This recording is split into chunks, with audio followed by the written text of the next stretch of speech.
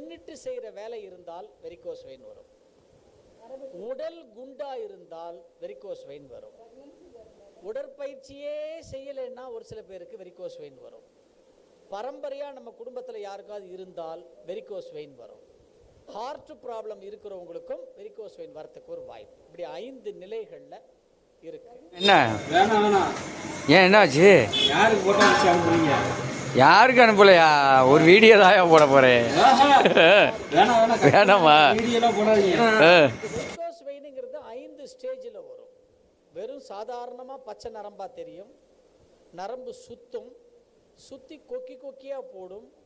அடுத்தது வந்து கரும் சிவப்பாக மாறும். அதுக்கு அடுத்தது புண்ணு தெரியும். அதில் கொஞ்சம் பிளட்டு வராமல் 5 நிலைகளில் வெரிகோஸ் வெயின் வரும்.